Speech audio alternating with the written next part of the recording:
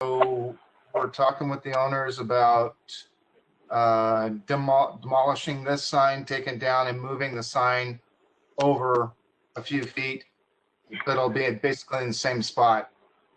Their intent is to run new electrical to this sign. You can see on the front of this where there's electrical going out, and that actually feeds the, I think there's some lights out by the street, and they're going to put this all underground as opposed to under asphalt. But that's beyond our scope of what we're doing. And vintage signage, I'll show you kind of the context of where we're at on this. This is the aerial view of the hotel circa 1965. I think it was completed in 62, 63. This is one of the elements. They're looking at creating the Dave's Place, basically a restaurant and lounge, and they're going to replace what you see here as Oak Room. Currently, they have a gabled entry out here. They're going to bring it back down to the original. So they want to have the Dave's Place sitting up where you see the Oak Room, flush with the roof line. And then the restaurant and lounge most likely will sit above where cocktails is. Alternative 2 would be over here where the coffee shop is, just to make it a little larger and give it a little bit better reach. Those are the two areas we're looking at on that.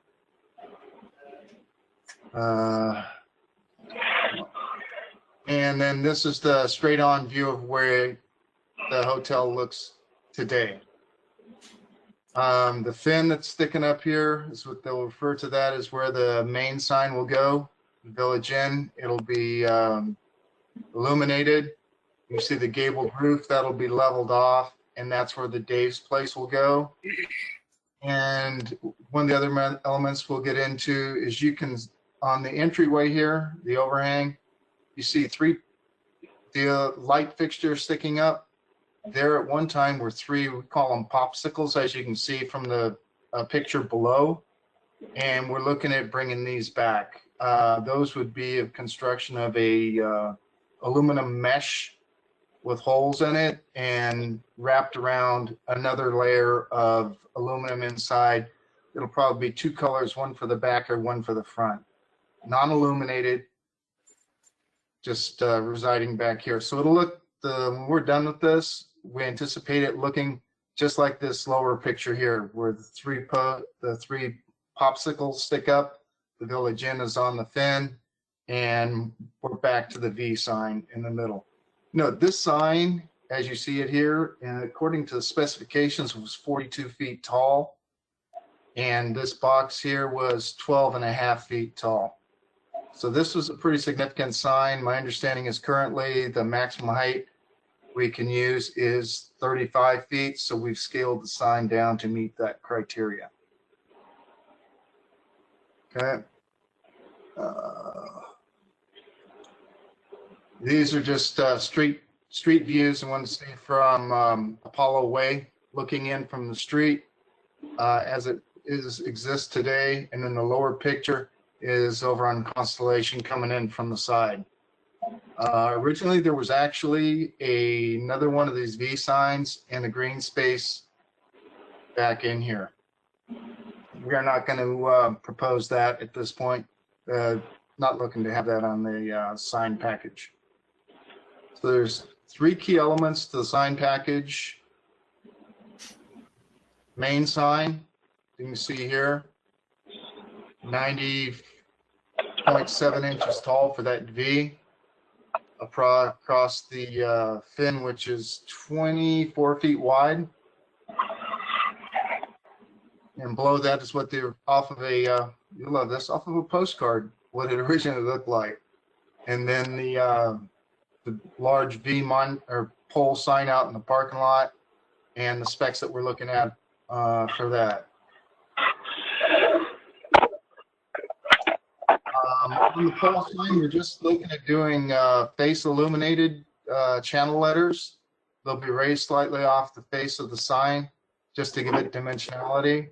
And then below that is the sign box, which will have Dave's Place in there. That'll be internally illuminated with LEDs. All these letters will be illuminated with LED, no neon, no fluorescence. Okay. Popsicle sign, as I was discussing, the external mesh over an internal solid sheet with the pole running up.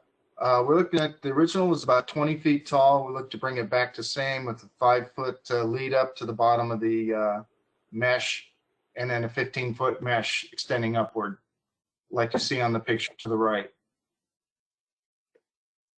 The original poles that were up there were cut off, and we were looking to have them cleaned out, drop a sleeve in, and then drop this over top of the sleeve and have it all welded in place. Beyond that, I sent you guys the topographicals. As you can see right here, where the cursor is kind of going, that's where the pole sign is currently. This little green spot here is where the 3 popsicles will go. And then this dark box here is where the main sign will go on the front of the building. And then right here is where the Dave's Place will be going in on this entry right here to the bottom. Do you need me to expand that up a little bit, or are you guys good with that? When do your main V sign on the street? The pole sign. We just call it a V sign. It's a pole sign. That's the main sign that's out here, because right now it's the white oak, the very first picture in the presentation. It resides right here. We're looking to move this over a little bit and set a new foundation for it. That way we know 100% what the integrity of the pipe going into the ground and coming out is. We're not sure what it is here. It's been there for a long time. And there's dirt and water and rust. So we don't want to take a chance. Once we get the sign itself approved, we'll get the engineering so we can know how big a pipe, how deep it'll need to go.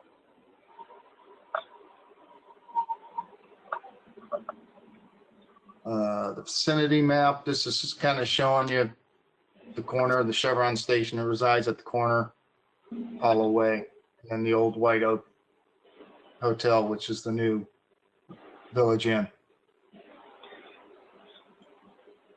And then if you need the symbols, there's 2 of them right here. Basically the same information I showed you 2 slides back.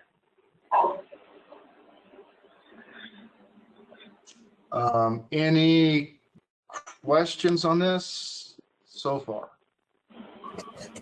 This is Steve Reese. I had a quick question on the V sign out there. If you could go back to that diagram, please. Yes. Okay. Are you indicating a brick base on that? That's what I believe. I have a hard time reading the note. It looks like it's a brick base. Are there any other? Is there any other brick in this project? No. Maybe a stone base might be. They're looking to bring it back to kind of how it was, and it's just a planter. What's there now is a planter. Anticipate doing the same thing. It also keeps cars from backing into it. There's a picture, Steve. I don't think you've shown it on one of these. That has it's a black and white. It says vintage, all 3 sign captured. It looks like it's a stacked block or something originally. Is that what it looks like? Yeah. Yeah. Looks like a stacked block of brick. Yeah, it was brick. Was brick? Yeah, you can look at it on the presented change, the vintage photo right next to it. It looks like a red brick planter that's sitting in. If you look at if you go back to the new sign, that sheet. Yeah, This that's one? No, that's the way it sits right now with that stucco finish on it. But if you look at the sheet where you actually have the new sign shown, there is a photo next to it, and that photo, it looks to me like that's a red brick planter. That's a red, yeah. Yeah. It originally We'll had a basically- rock roof. Maybe that was the Yeah. color tie-in. Yeah, it originally had a rock roof on it. Probably a red rock then. Yeah, that's It was crazy looking. Yeah. Hey, Yeah, between that and the channel letter colors, yes, I can kind of see where they were kind of pulling different elements of that sign package from the 60s into the whole property. right. Yeah. Now, if we can, you have a shot of the back side of that parapet wall that you're going to put the village logo Yeah. on there. Is Yeah. that all steel? It's tin. The tin skin. The front of it is steel. It's pretty. That stuff's significant. It's not quite an eighth of an inch thick, but it's pretty substantial. Yeah, specifically the post, the 3 posts in the back. Is this the big Village Inn sign?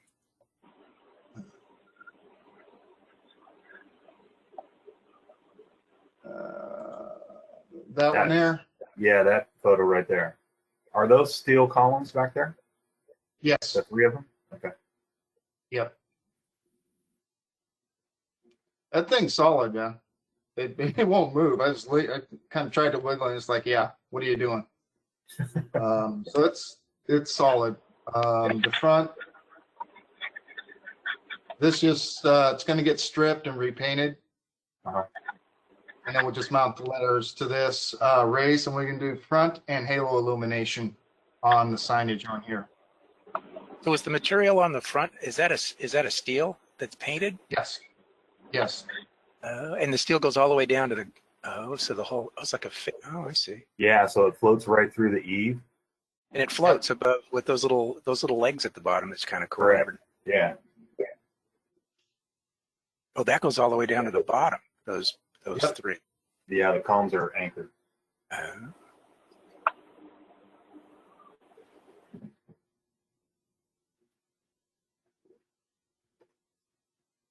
One thing, Pat, about the signs, actual fonts and stuff, like the Yes. Village Inn, the big one. Yeah. The original one was spread out, had a little bit different shape, was a little fatter. Yes. You squished it up a little bit. I think it needs some. I like the balance of the old one a little bit more. I think you should work on it just a little bit. Okay. Spread it out. And They had I would agree gone with through Jim. and done Those some- L's seem to be getting lost.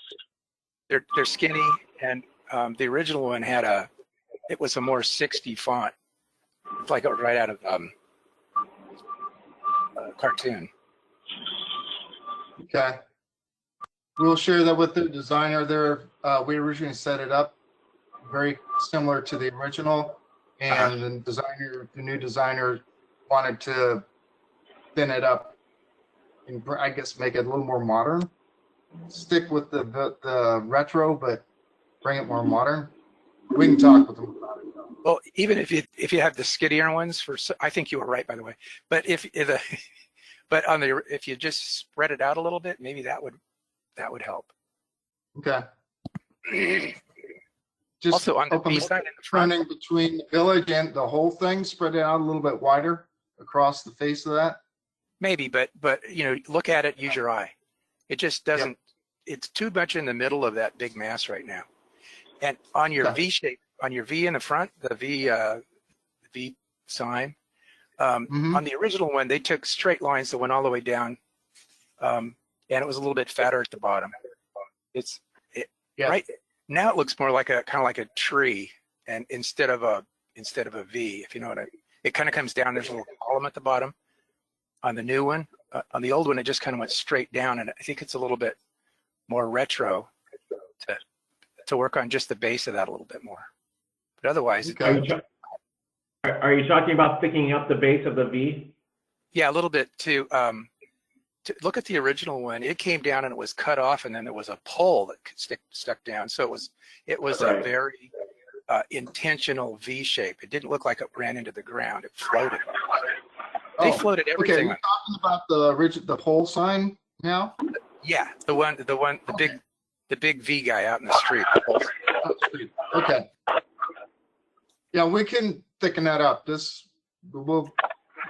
I A know lot of this- that's going to depend on, you know, how thick the pipe is, how wide that base is going to be. Yeah. Currently, there's a 12-inch sleeve around a 10-inch center pipe. So that'll probably thicken up. This is just to get the concept going. We'll thicken it up to match that You know view that there. the black and white photo that's on, it says vintage 3, all 3 signs. You can kind of see it there. It's got a AAA at the bottom. It comes down and it's articulated as a V. And then there's a pole that thing looks like it's 12 inches thick that comes down below that. It's the size of a Cadillac headlight. Cadillac. That's a Cadillac. Anyway, I work on that a little bit. That's easy to do. Is your intent to make that base a planter again? That is my understanding, is to make it a planter. It serves 2 purposes, is abutment to keep people from bumping the sign, and 2, they've got off to the left in that vintage all 3 signs captured. They have the planters at the 2 ends of the parking lot. So, yeah, Okay. I assume they'll probably plant something in there. Just, you know, from a maintenance and longevity of plants, then I would suggest consider making it a little bit bigger, a little more substantial. Yep. Or just make it a solid masonry base and make the whole thing look like a piece of art on a pedestal. Okay. Yeah, I'd look at Because those that. tiny little planters tend to be maintenance problems. Yep. Yep. We've dealt with a few signs that have had that issue. But this is kind of a weird question, but the architects are going to present the colors of the building later. Are they also going to present the colors of the tiki torch or popsicle things as well, or are you going to do that? 'Cause We it's a can talk to them, have them do it. It's either way, because they're the ones that are going to dictate the colors. Yeah, So we're like, whatever color you want, we'll get it for you. because it's kind of a major building element color thing. Yep.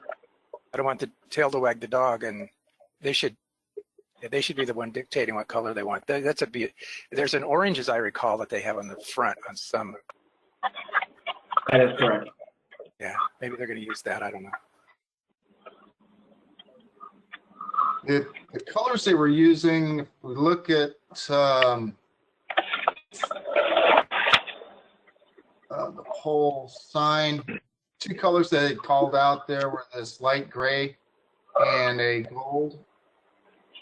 So they're coming off of that orange and brown a little bit.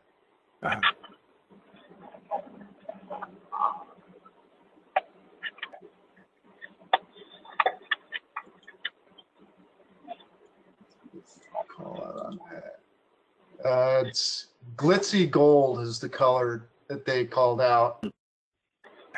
So we were going to do the V in that glitzy gold, and then the box and that thin wall in the gray.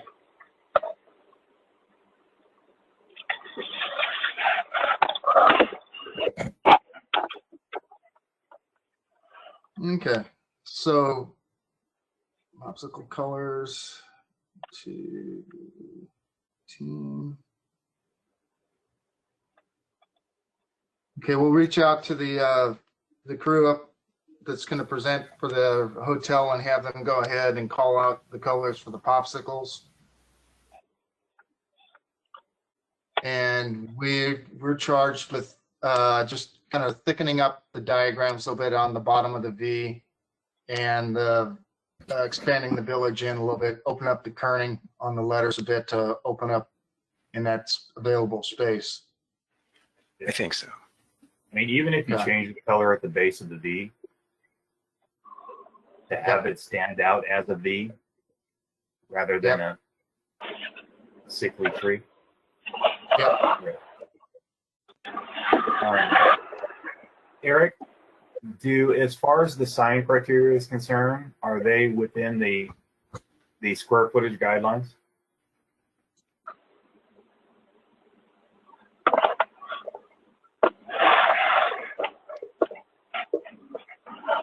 Hi, sorry, I was muted. Yeah, so I think that the village sign is just within the area. This wall sign that you're looking at on the screen right now. The V-shaped pole sign seems to be just within the area, but one of the requests that I'm going to make is to get those exact calculations because they're cutting it pretty close, but I don't see them changing too much if they are. I think it's just by a few feet. And then the one thing that, like, the only concern planning wise with the sign standards that I have is trying to find a way to make the restaurant sign work with their sign ordinance, because it doesn't really account for the type of sign that it is. But I will talk more to Pat about that and see what we can do. Again, I don't foresee too many major changes, but I am going to ask for just some clarity on some of the exact sizes. Yeah. On the V sign, the original box where you see the picture next to it, that thing is 12.5 feet tall. And the one we're at now, we scaled it back quite a bit. I believe it's about 8'10". So the scale of the whole thing is a little bit down because that original one was, like I said, 42 foot, and we're looking at 35 foot max that we currently are working with.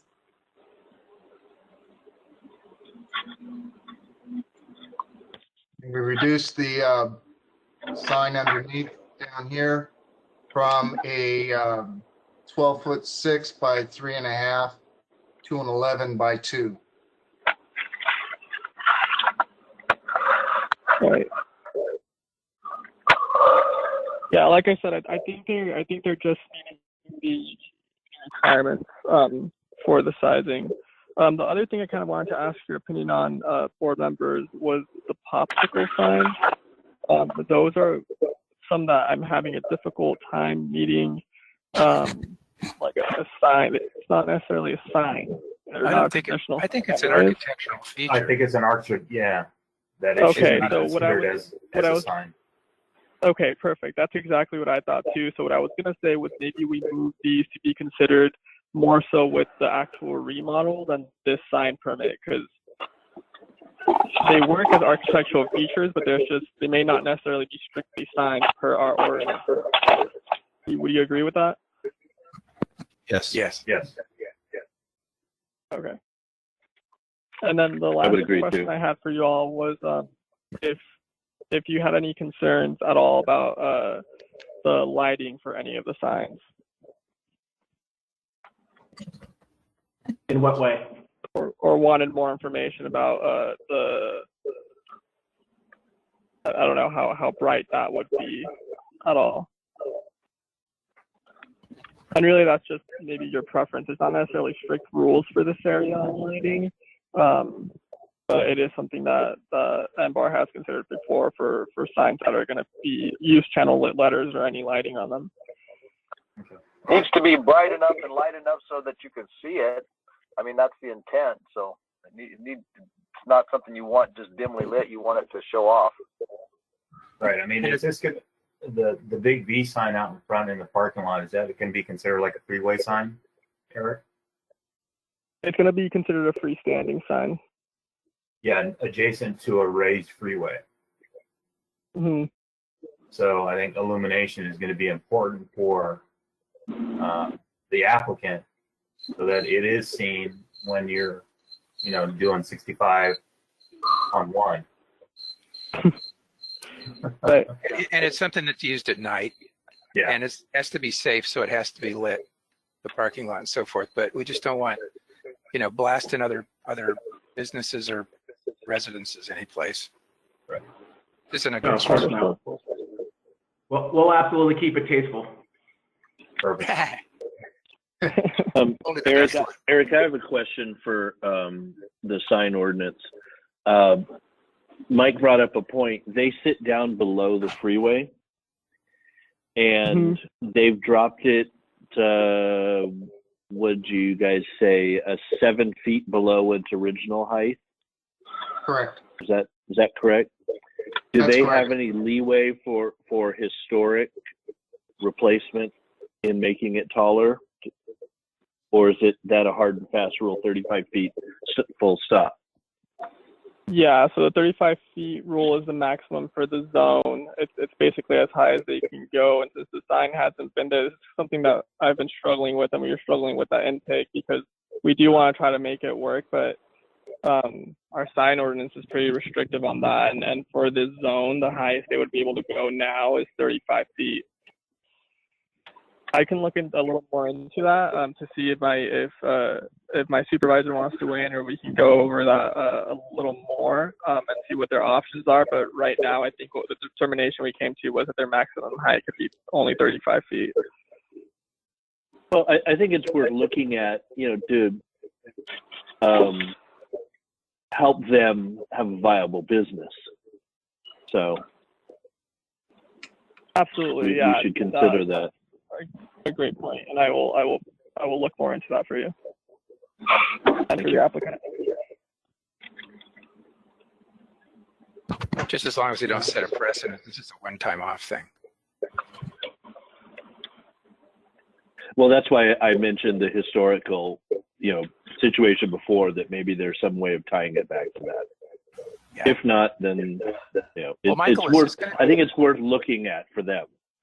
Michael, you live out there. Is it something that's going to be hidden by dropping it a little bit? Well, I believe the freeway level sits above this sign. At least 15 feet.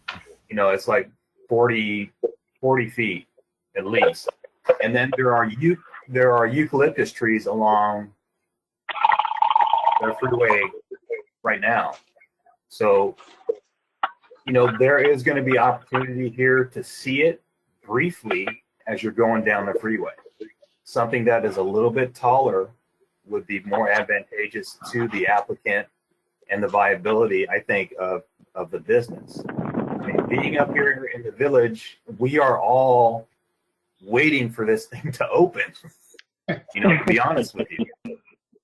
And Michael, the other point is that, the off-ramp is quite a ways east of this facility, so you need to be able to see the sign to even make it down to the off-ramp, because if you miss the off-ramp, you're going quite a ways to turn around.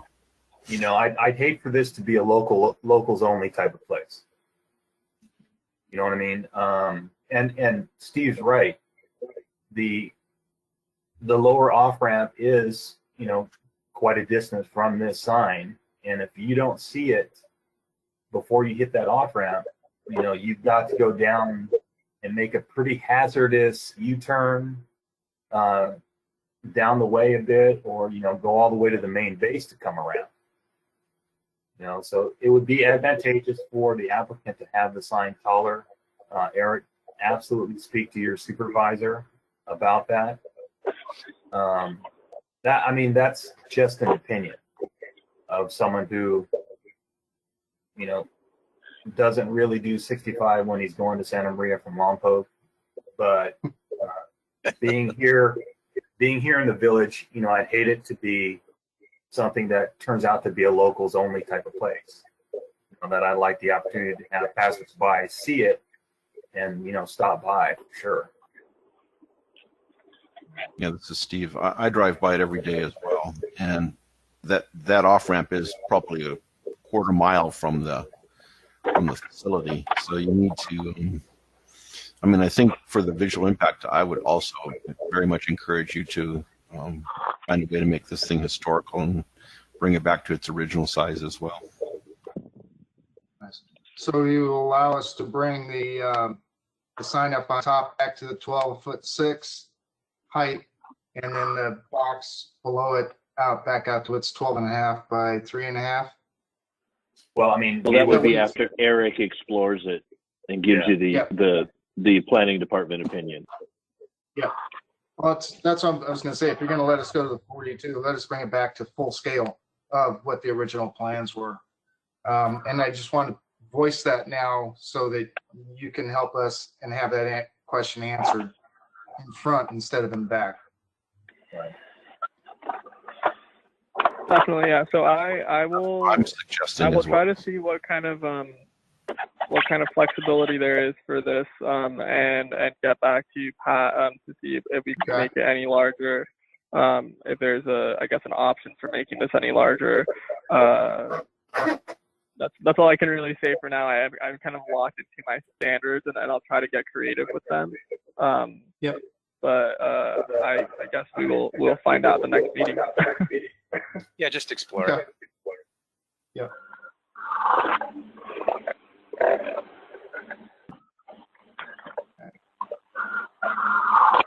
All right. Any other questions here? The nice thing with this is it's all LED. Low voltage.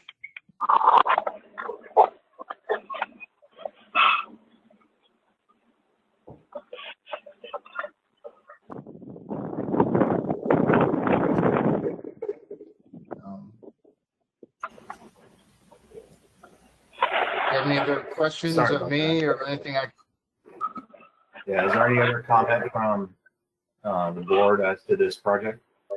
Just that I applaud you guys for doing it this way. Yeah, for sure. I do too. We're looking forward to getting it up. It's going to be fun. Just, it's exciting to bring it back to its glory. Yeah, for sure. Well, go ahead and work with Eric. Eric, go ahead and talk to your supervisors about the historical value of the height change, and obviously the economic value of it as well. And just get back and work with the applicant, and let's move this thing forward. Thank you, gentlemen. Eric, do we want to set up a meeting, a call for next week or the week after? You know, Well, go ahead and work with staff on coming back to the board, and in what fashion that'll be, as far as preliminary or final, or however you guys want it, however we can accommodate it. Yeah. Thank you very much, Okay, gentlemen. thank you all. Thank you, gentlemen. Thank you. Bye. Okay, so at this time, we will move on to what was agenda item number 3, DAR 18-00073, the Pacific Gas and Electric Company's telecommunication site.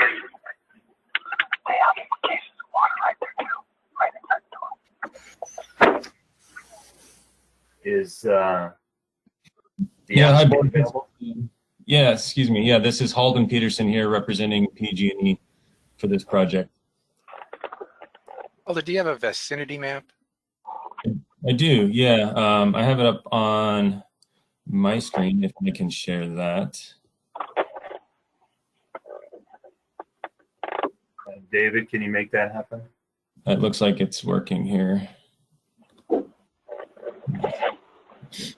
Oh, great. Are you seeing the image there? Yes, sir. Okay.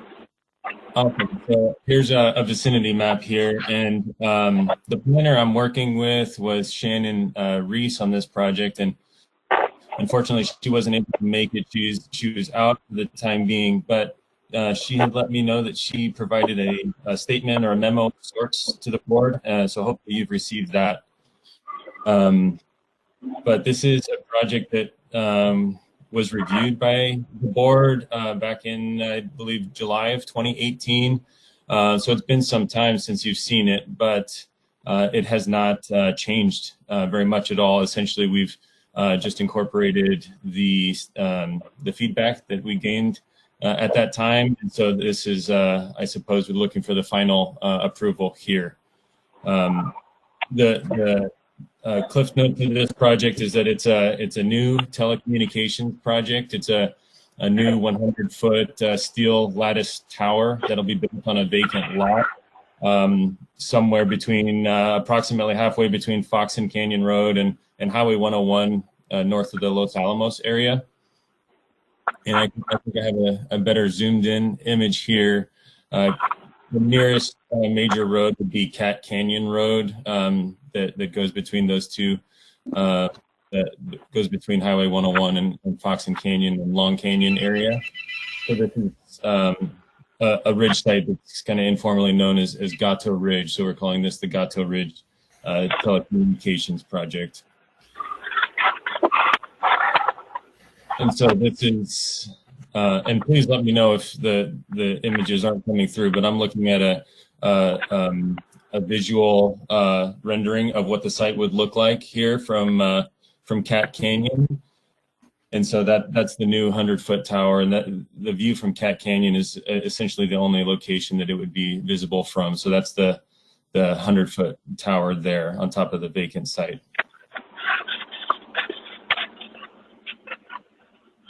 I'll move into kind of what looks like here's the site footprint itself is a 50-foot by 50-foot chain link fence enclosure area. Within that enclosure will be the 100-foot tower built on a small 12-foot pad, concrete pad. And within that enclosure as well will be an aggregate concrete building. The dimensions of that building are 8 by 12 by 10 foot tall, and that'll be the finished color would just be an aggregate concrete, which hasn't changed since the last meeting. I think this image should be helpful here to demonstrate kind of the site as a side view. The chain link fence would be 8 foot tall, and per your comments, we've incorporated the slatting in there, which would be a sage green color, and the finishes on the tower itself would be unfinished in a non-reflective gray galvanized color. And the finish on the building, which extends 2 feet above the fence, would just be an aggregate concrete color. And this is just a prefabricated concrete shelter that would go in there. So that's the precast building there. That's the final image that I have for you. So I'm happy to take any questions on what we've incorporated. Oh, sorry. The last item that you commented on was lighting. The lighting on this site is super minimal, and it's limited to just one light on the building at the building entrance. And I can zoom in here for you to show you where that's going to be. Can you see that area there? It's on a, Yes. Okay, so just one exterior light on the precast building where the door would be. That light would be downcast just towards the entrance of that shelter, and it would also be on a 3-hour timer, so that in the event it doesn't get shut off, then it would go out automatically. it's shielded. Yeah, here's the spec sheet of that light feature. Thank you. Heldon, has anything changed since the last time we looked at it?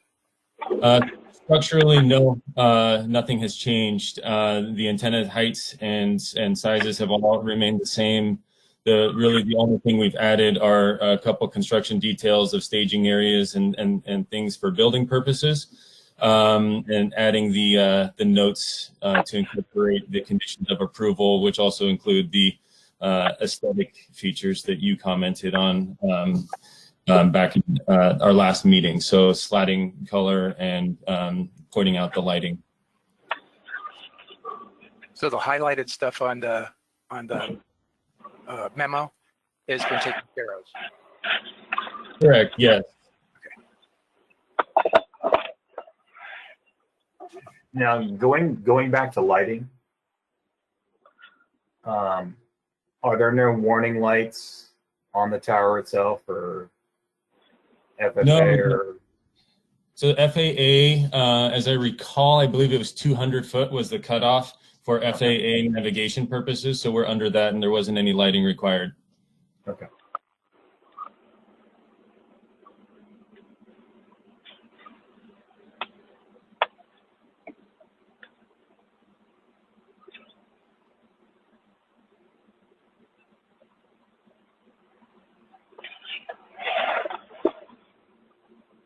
And would the 8-foot slatted fence be considered security? Yes, exactly. Just and safety also, because there's some radio frequency safety concerns, so that'll have signage on there for authorized personnel only, and notifications of radio frequencies inside that area. Is it a co-locate pole, or is this only for PG&E use? At the moment, it's only for PG&E's use, and we've had that discussion that the potential for co-location, I believe, is actually part of one of the county requirements, and so PG&E has said that, you know, they're happy to explore co-location options if there's room on the tower for that, and as long as structural analysis holds up for that, they could certainly explore that option. Wouldn't that be a prerequisite for the structural analysis of that thing, because the county does require co-location possibility? PG&E could obviously build it so that it couldn't take any more weight, or they could, you know, structurally say it doesn't take any more weight. Would it not be beneficial in the long run, instead of having other poles in and around that same area, make that one co-locatable? Yeah, that's a good question, and unfortunately, I don't have the right answer for you in terms of how much capacity is left on the tower. But PG&E has built this also to accommodate future expansion if necessary for their own purposes. So I believe the structural analysis ended up within a certain percentage of, you know, allowable extra weight on that tower. Unfortunately, I don't have that number though right now.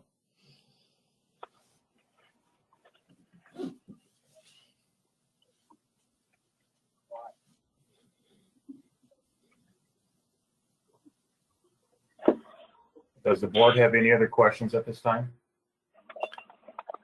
No, unless you can tell me, I'm looking through the plans, where are the colors called out and finishes? Look on page 24 of 38. Say it again, Michael. If you look at page 24 of 38, that it indicates a sage green on the fence. Okay. And I don't see any other colors other than that. Is that part of the plans? It's a different shape. Those are cut sheets. Yeah, so up here on the here.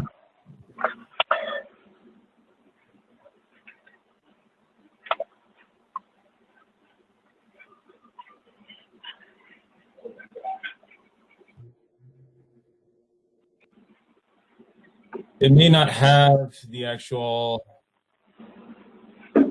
color. Well, it refers to the lighting and fencing cut sheets up here in the plan. But additionally, this at the very bottom, there's a footnote that says that these plans are subject to all the conditions of approval also, which have that coloring requirement in there.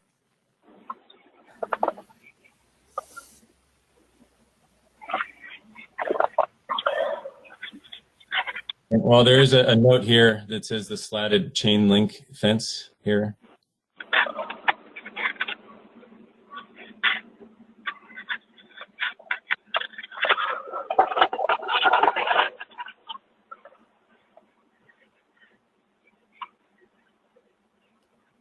Okay, so it's referring to pages 68 to 73, 71 to 73. Yeah, I suppose I wasn't sure what Shannon actually passed on to you. We had a whole separate document that was actually like spec sheets and additional information. And for the ease of the meeting, she asked that I remove the cut sheets, the lighting and fencing cut sheets, and attach it to this as you see here.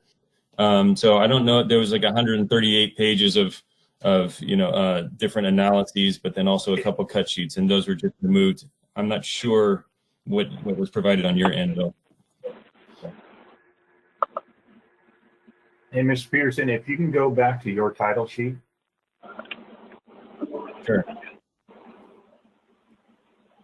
Specifically, Under notes, number 9.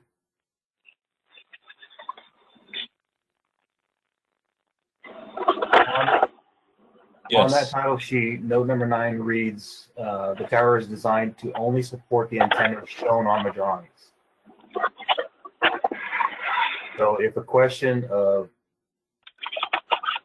co-location comes up, does that note get removed?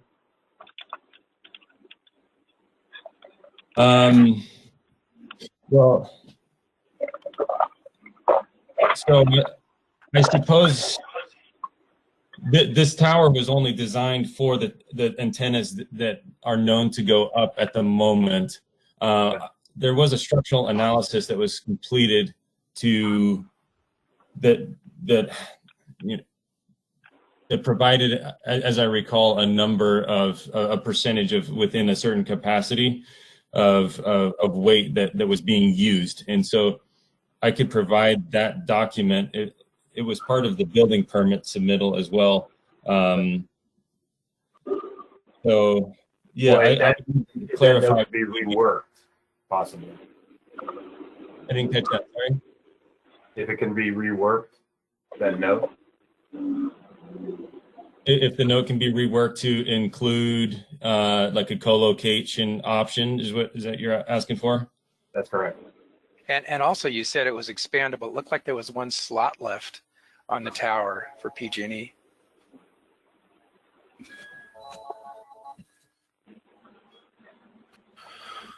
Yeah, if the requirement is for co-location on these towers, I think possibly the reworking of that note to allow co-location with under the guidelines of the specific structural calculations for this tower. You know, that should be something you'd be looking at. I would tend to agree, Okay, yeah. Mike.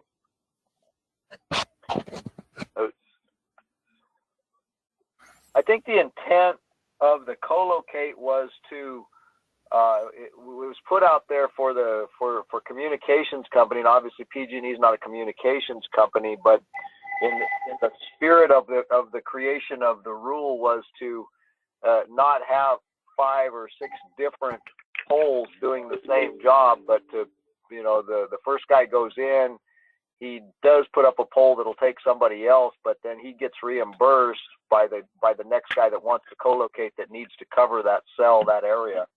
And I think that was the intent. So if you're saying yes with conditions that basically make it impossible to do that, that's not quite following the spirit of the reason they actually made the co-locate rule. So I think we need to make sure that in that instance and in that spirit of that particular ruling that they cover that and not just change the wording on a cover sheet that says, hey, yeah, we'll co-locate, but hey, look, our engineering won't allow you to co-locate after all, so sorry. I think you need to take the spirit of that intent into consideration when you put the structure up. Is there any direction you can provide as far as the percent of capacity that should be readily available for other companies or assets to be added to this type of feature? Because it seems like it would be difficult to over engineer something or just an arbitrary amount of how much room should be left. I just want to give PG&E some direction on how big to build it or how substantial that extra space should be. Well, if you've indicated that they've already added in expansion area into the calculations for it, then go by those. You know, co-location is possible pending verification that PG&E no longer requires expansion for their own use. I just think if it's a condition put forth by the Planning Commission or by, you know, higher ups, then a note that reflects no possible co-location should be removed from the plan. Yeah. I'm sure there's you know, very specific guidelines that the building building department has, building and safety has for what they consider, you know, adequate amount of co-locatable, let's call it load to the pole. So we wouldn't be able to answer that for you, but I think that's the spirit and the intent of the rule. So we need to, as you know, stewards of watching to see what they're putting up and why, we have to consider that as part of our purview. You know, is the spirit of the intent covered, and if it's specifically excluded in the plans that are brought before us, then we have to address it. Okay. Yeah, and that note specifically excludes it. Yeah, and I don't believe that was the intent, but I can certainly clarify that and make an adjustment there and clarify what additional capacity is remaining. Thank you. Well, maybe David could weigh in on this. Is that in our purview to ascertain what additional capacity this thing has to have?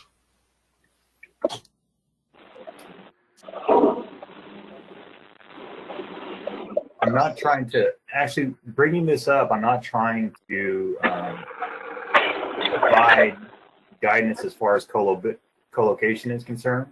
I'm just indicating that if the rule is these towers should be co-locatable, then a note on the plan indicating that it's not should be either edited or removed. I mean, it's specifically if we're going to approve the project as presented. I agree with you, Mike, and I'm not even sure that there isn't some other overriding rule that says, hey, these guys are utility companies and they don't, you know, like in the police force, they have their own towers, and right. Maybe they're specifically exempt. I don't know. I'm just looking at my plans here and I'm saying, hey, look, you know, this is that I just know that when we talk to Verizon, when we talk to AT&T, those guys, which are utility companies, are asked to provide co-locatable poles, and then this one was saying that it wasn't. And I'm like, okay, well, you know, what restraints do we have, and what restraints are we overstepping? Yeah, if they're specifically exempt from that rule, then the note is fine. But if they're not, then I don't see that we can approve something that specifically indicates something that goes against that rule. Yeah. So I think we need to have planning weigh in on that and present, you know, if it's, as far as the colors and all that are concerned, no problem. They did what they were supposed to. They took the considerations and they've applied them. Okay, so that's passable. But if planning and development hasn't done their job and you know, crossing the T's and dotting the I's, then they need to go back and do that. And then I don't think we need anything other than consent for it. But by all means, I think planning and development needs to check in and make sure that they've crossed their T's and dotted their I's, and present the board at the next possible time. You know, hey, what is our purview exactly? Because we struggle with that at times.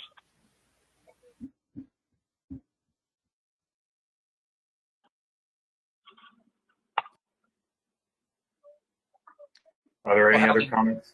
Alan, you said that PG&E had intended to expand this, so at least those loads need to be shown.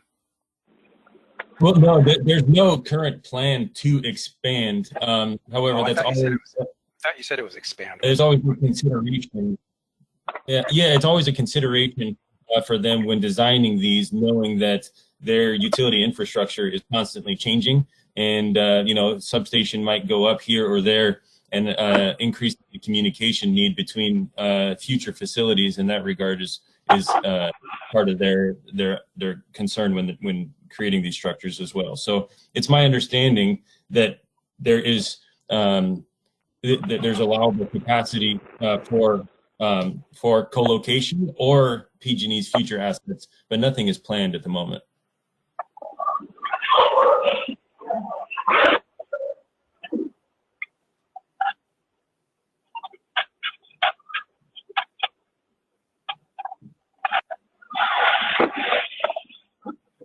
David, as Shannon is not available for this, do you have any comment with regards to the the structure? Mr. Chair, no, apologies, I cannot offer you any planning. Okay.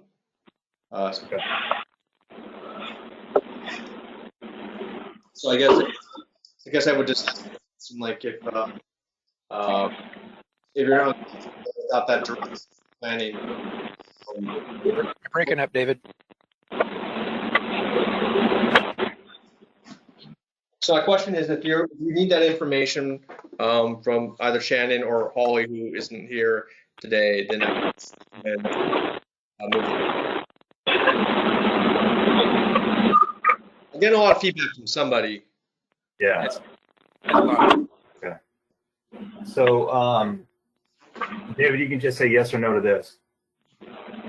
If we have the applicant indicate somewhere on the plans the extra capacity that has been factored in by the structural engineer and verified in his calculations, that expansion and or co-location is available, but not considered at the time of approval, then that would cover us. If planning can also verify if this specific utility is exempt from co-location, that would be the best call. It's a little hard to hear whoever's making all the noise, but I think it's Bobby. I think what you're asking me, if I get the general gist of it, is if you can condition your approval. And I think that's okay. Like if it's something really minor. So what I would say is we just wouldn't stamp the set of plans as the one approved. Like if Shannon is okay, if a resubmittal of plans based on certain conditions that you want met, then the note.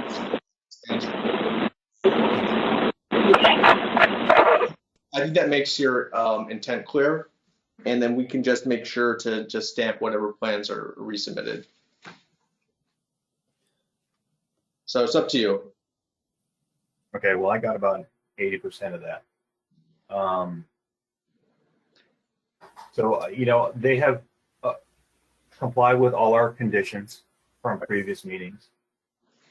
The only thing that is in question is whether or not PG&E is exempt from co-location requirements. Right. If, I am of the mind to ask for a motion to approve this as presented. However, planning must verify that exemption. If they are not, then the note should be edited to indicate what percentage the engineer has already factored into as far as expansion for PG&E purposes or co-location. Because if it's a steadfast rule that these towers and the intent of the rule is to be co-location, then I don't see how that we can approve something that clearly indicates that it is not. Agreed. Does that make sense? Yeah. Well, it doesn't really make sense to me, because if we're going to tell him he has to have co-location on there, then we should specify how much co-location it has to have the capacity for.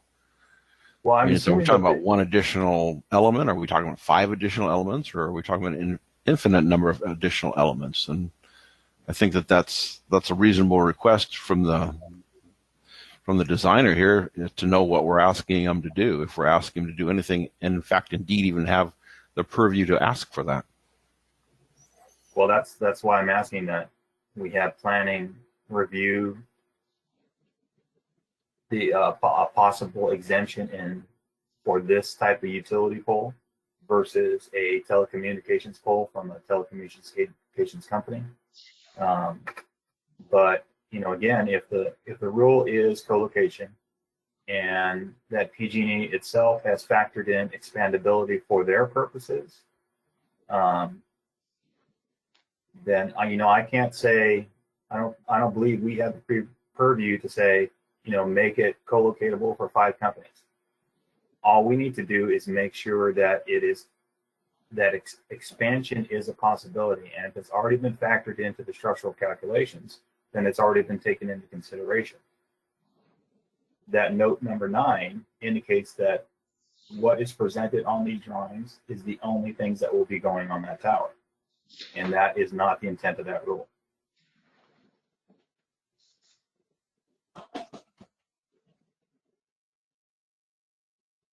I mean, architecturally speaking, for the standard stuff that we look at, what they presented is acceptable. However, if there's a rule in place to indicate otherwise, then we need to make sure that the plans indicated that indicate and follow those rules. At this time, Mike, I'd like to make a motion then that stated that basically we move to approve with the exception that planning and development has specifically reviewed the plans, and that either A, PG&E is exempt from co-location, or B, they have the capability, they have met the capabilities and intent of the co-locatable rule. Does that make sense? Yeah, Michael, you also added something in that earlier about PG&E's own expansion. Correct. I mean, as part of the presentation, he has already indicated that, you know, things change. PG&E may expand, and I'm sure that the structural engineer or, you know, PG's engineers have already taken that into consideration. What the amount of co-location is concerned, I really don't know, and really don't care to force on this applicant. But I'm certain that they have already taken that into consideration. So the possibility of co-location, regardless of how minor, is being met, and the rule is being followed. I just want to make sure that it is clear what we approved not only follows the intent of the applicant, and it also follows the intent of the co-location goal. Because we're trying to avoid the second tower, third tower situation. Correct. Right. So is that motion that I made, Mike, is that viable? I think that's reasonable. So moved. Is there a second on that? Sure.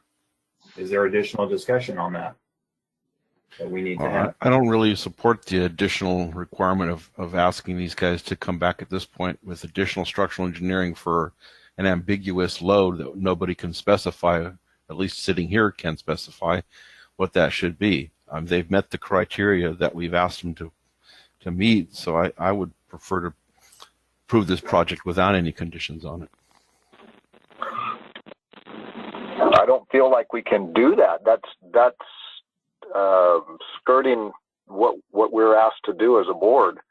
And the only other thing we can do is not take anything into consideration and not approve it, because we don't know what that co-location ruling is. All I know is that we keep being asked to look at, is the pole co-locatable? So if we give them this, we're basically leaving, we've approved it and we're leaving it in planning and development's hands. And if Shannon comes in on Monday morning and says, oh yeah, we already checked that, it's great, she can stamp the plans and go forward. And if it's not, then they need to do what they're supposed to do, just like everybody else does. So I think that's about the best of all worlds for both the applicant and making sure that we did our job. Because we don't know. We want people that do know to answer the question, and then it can go out. Absolutely. Yeah. Okay, but in the future, David, maybe you can get clarification from the planning commission or whomever that is something that is within our purview to approve or disapprove based on capacity of a pole for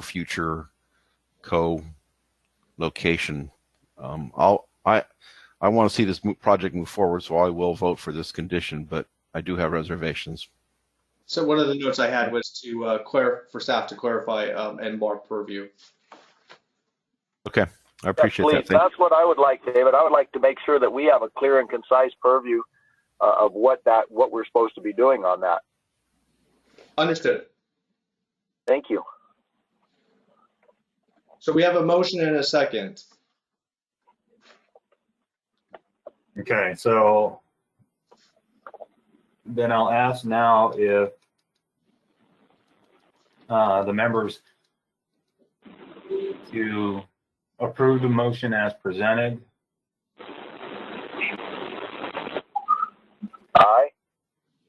Steve, aye. All right. All right, Aye. so we have approval on this. Mr. Chair, I just want to make clear for the record, just for anyone listening to it in the future, that we didn't have any members of the public participating at this time, so no public comment.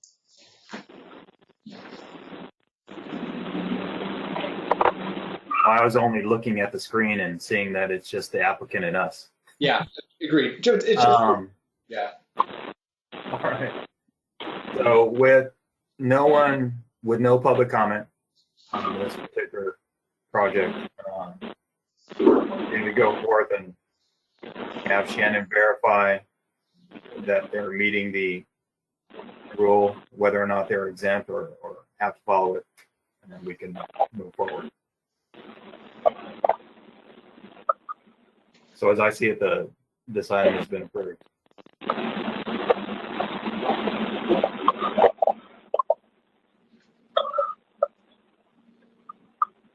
Well, thank you very much, board, for your time and in consideration of our time and coming back to you. So I much appreciate it. Okay, does the board now have any other comment on today's meeting? If not, then I'll ask for a motion to close this meeting. So moved. Seconded. All in favor? Aye. Aye. Okay, meeting is closed. Thank you for your participation, gentlemen. Thank you, Mike. Guys, have a Appreciate great it. Christmas holiday. You too, guys. Merry Christmas to everybody. Be safe. Christmas. Take care. Did everyone get the schedule for next year? Yes. Yeah. Okay, Yes. great. Happy New Year too. You as well, David.